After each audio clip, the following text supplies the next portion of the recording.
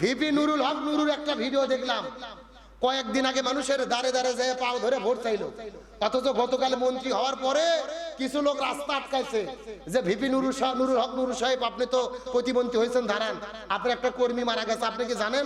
ও বলতেছে কিসের কর্মী, ওগুলো খবর পরে, আমি খুব ব্যস্ত আছি, এখন ছেড়ে দাও। মন্ত্রী হওয়ার হলো একদিন, আর কর্মীদের ধাক্কা মেরে পার হয়ে চলে যাচ্ছে। 1 বছর এখন তো পারই হয়নি, কথা কর না কেন?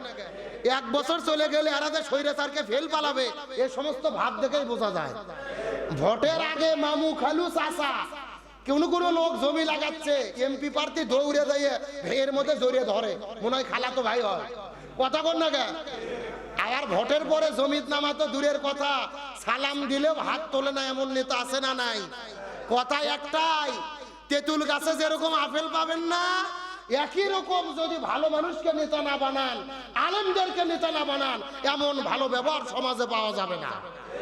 আমরা দোয়া করি যে আলেমেরা এমপি হলো, এরা ভালো ব্যবহার করে যেন জাতিকে বুঝতে সক্ষম হয় যে আমরাই জাতির জন্য কল্যাণ করতে পারবো। আল্লাহ তাআলা আলেমদেরকে সেই তৌফিক দান করুক, বলেন আমিন। তাহলে বলতে চাচ্ছিলাম, রমজান মাসের রোজা এসেছে আমাদের ট্রেনিং নেওয়ার জন্য, অন্যায় ছেড়ে দেওয়ার জন্য, অপকর্ম ছেড়ে দেওয়ার জন্য। আমরা সব অন্যায় যদি ছাড়তে পারি, আমাদের সম্মান মর্যাদাকে কে বৃদ্ধি করে দেবেন? আমার বন্ধুগণ, মুসলমান ভাইরা, গভীর মনোযোগ লক্ষ্য করুন। রমজান মাসে রোজা যদি আমরা রাখতে পারি, আল্লাহ তাআলা কেমন সম্মান দেবেন, কেমন মর্যাদা দেবেন, কথাগুলো ভালো করে বোঝার চেষ্টা করবেন। হাসরের ময়দানে মানুষের মাথার উপর যখন সূর্য চলে আসবে, মানুষের মাথার মগজগুলো গলে গলে পড়বে, প্রধানমন্ত্রী রাষ্ট্রপতির কোনো পরিচয় হাসরের ময়দানে কোনো লাভ আসবে না, কোনো উপকার আসবে না। ওই দুনিয়ার ভেতরে কে কার সন্তান ছিলেন, কে কার স্ত্রী ছিলেন, স্বামী ছিলেন, হাসরের ময়দানে স্বামী তার স্ত্রীকে পরিচয় দেবে না, স্ত্রী তার স্বামীকে পরিচয় দেবে না, সন্তান বাবা মার পরিচয় দেবে না, বাবা মা সন্তানের পরিচয় দেবে না। কিন্তু ওই কঠিন মুহূর্তের ভেতরে আল্লাহ তাআলা নবীজি হাদিস শরীফের মধ্যে বলেন, ওই কঠিন মুহূর্তের ভেতরে 3 প্রকার সুপারিশ আল্লাহ তাআলা গ্রহণ করবেন। ওই কঠিন বিপদের সময়ে 3 প্রকার সুপারিশ গ্রহণ করে আল্লাহ তাআলা তাদেরকে জান্নাতে দিয়ে দেবেন। কয় প্রকার বললাম? এ মুসলিম ভাইরা, গভীর মনোযোগ লক্ষ্য করুন। ওই হাসরের ময়দানে কঠিন বিপদের ভেতরে, এই দুনিয়ার ভেতরে যারা কোরআন পড়বেন, কোরআন বুঝবেন, কোরআন দিয়ে জীবন গঠন করবেন, এই দুনিয়ার ভেতরে যারা কোরআনের সঙ্গে সম্পর্ক রাখবেন, ওই হাসরের ময়দানে স্ত্রী যখন পরিচয় দেবে না, স্বামী যখন পরিচয় দেবে না, পিতা মাতা যখন সন্তানের পরিচয় দেবে না, এই দুনিয়ার ভেতরে যারা কোরআন পড়বে, কোরআন বুঝবে, কোরআন দিয়ে জীবন গঠন করেছে, ওই কোরআন আল্লাহর কাছে সুপারিশ করে বলবেন, আল্লাহ এই মানুষগুলোকে আমরা জান্নাতের মধ্যে দেখতে চাই। আল্লাহ কোরআনের সুপারিশ গ্রহণ করে ওই কোরআন পড়াওয়ালা বান্দাদেরকে আল্লাহ তাআলা জান্নাতের মেহমান বানায়া দেবে। জোরে বলেন না সুবহানাল্লাহ। এই জন্য রমজান মাসে রোজা এসেছে। এই রমজান মাস হলো পবিত্র কোরআনুল কারীম নাজিলের মাস। এই রমজান মাসে আমাদের সিদ্ধান্ত নিতে হবে, কোরআন পড়বো, কোরআন বুঝবো, কোরআন দিয়ে জীবন গঠন করব। যারা কোরআন তিলাওয়াত করতে পারেন না, সিদ্ধান্ত গ্রহণ করেন, রমজান মাসটাকে কাজে লাগান, কোরআন পড়া চালু করে দেন, কোরআনটা শিক্ষা গ্রহণ করার চেষ্টা করেন। আপনার বয়স 40 বছর হলো, 50 বছর হলো, 60 বছর হয়ে গেল, 70 বছর বয়স হলো, দুনিয়ার মধ্য থেকে আপনি বিদায় নিয়ে চলে যাবেন, আপনি বড় কপাল পরা, আপনি বড় হতভাগা। আল্লাহর কোরআন যদি পড়তে না পারেন, আল্লাহর কোরআন যদি বুঝতে না পারেন, এই কোরআন কিন্তু আপনাকে সুপারিশ করবে না। এই জন্য সিদ্ধান্ত গ্রহণ করেন, রমজান মাস এসেছে, যারা এখন পর্যন্ত কোরআন পড়তে পারি না, ওই কোরআনটা শিখার দরকার আছে না নাই? আমরা দিলাম পুরো জীবন যৌবন শেষ করে দিলাম, 40, 50, 60 বছর বয়স চলে আসলো, অথচ কোরআন আমরা পড়তে পারি না। যে কোরআন কার ভাষা বলেন তো?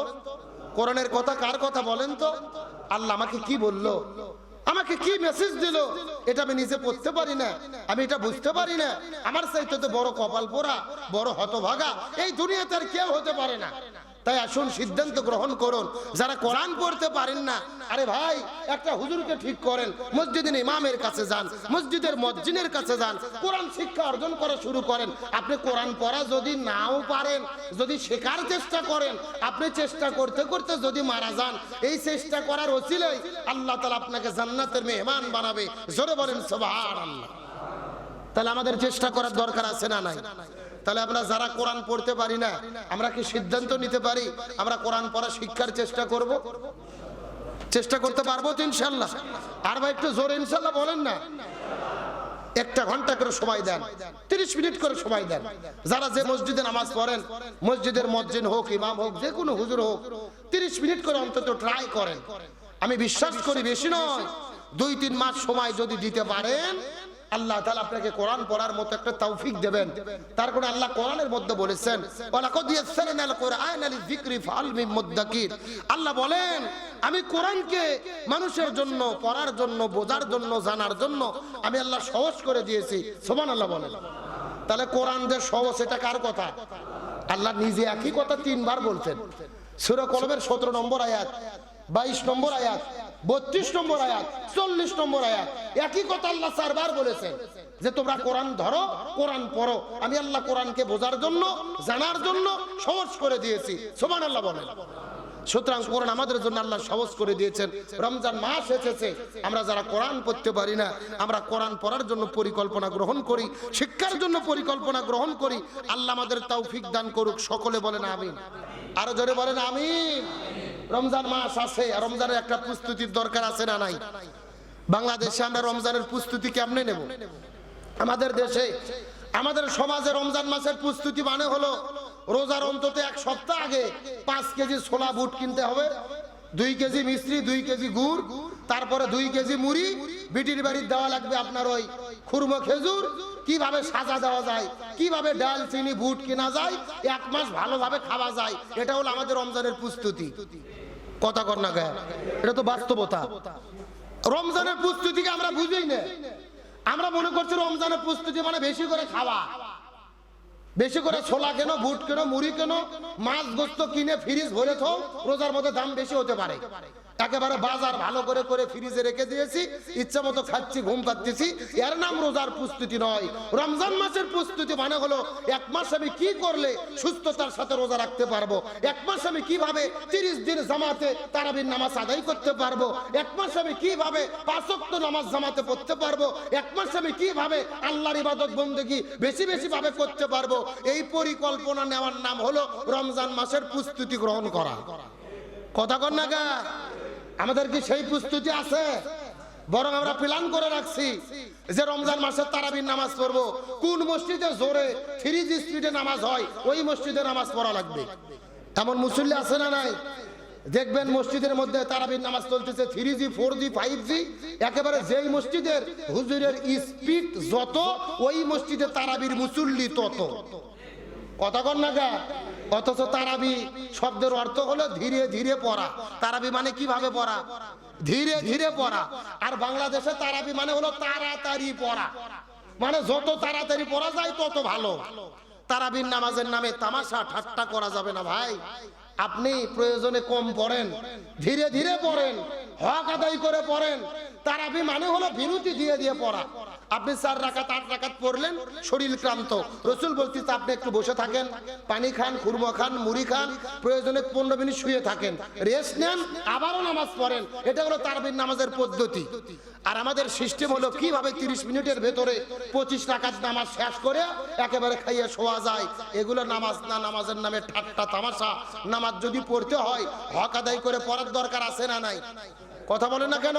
মসজিদে মসজিদে যেরকম 3G 4G 5G স্পিডে তারাবির নামাজের নামে তামাশা চলে, এখান থেকে আল্লাহ আমাদের হেফাজত করুক, বলেন আমিন। তাহলে বলতে চাচ্ছিলাম রমজানের রোজার প্রস্তুতি শুধু খাওয়ার প্রস্তুতি নয়, ভালো ইবাদত করার প্রস্তুতি নিতে হবে। আর ভালো ইবাদত করে রোজা যদি রাখতে পারি আমাদের জীবনের গুনাহগুলোকে মাফ করে দেবেন কে? আমার বন্ধুগণ, মুসলমান ভাইরা গভীর মনোযোগ লক্ষ্য করুন। বলতে চাচ্ছিলাম তিনটা জিনিসের মাধ্যমে আল্লাহ হাসরের ময়দানে জীবনের গুনাহগুলোকে মাফ করে দেবেন। এক নম্বর হলেন আপনার কোরআন যদি সুপারিশ করে আল্লাহ তাকে জান্নাত দেবে। দুই নম্বর হলো ওই কুরবানি ঈদুল আজহার দিনে আমরা যেই পশুগুলো জবে করি আল্লাহর সন্তুষ্টির জন্য, এই পশুগুলো যদি আল্লাহর কাছে সুপারিশ করে আল্লাহ তাআলা তাদেরকে জান্নাতে দিয়ে দেবে।